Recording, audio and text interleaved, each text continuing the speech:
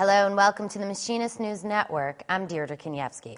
As our Fresh Faces on the Hill series continue, it's now time to turn our attention to Congresswoman Betty Sutton of Ohio's 13th District. She's a good example of what can come from a middle-class upbringing.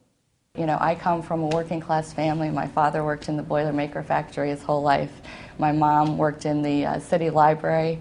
Youngest of 6 kids. It's amazing that I'm in Congress. Overwhelming in a positive way is how she describes her time in Congress. Although it's only been a few months, I've been lost in terms of direction in the buildings, but hopefully stayed focused on direction and policy making. With so much already accomplished by the new majority, she says it feels like she's been walking these halls for close to a year. It was a magnificent time when we voted to increase the minimum wage and when we voted to, repeal the oil subsidies so we could put money into investment in alternative fuels and fought to lower the prescription drug prices, and all of those moments are spectacular.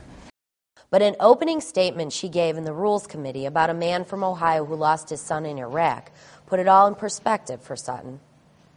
Yesterday I spoke with him on the phone, and then I received an email from him in which he was touched by the fact that his voice had carried.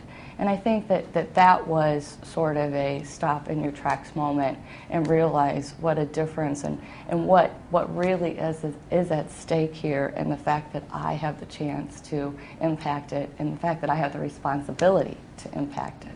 And when her time on the Hill is done, she wants to be remembered for what she tried to do. I would be somebody who fought as hard as I could in all the ways that I could to improve the lives of the people I represent.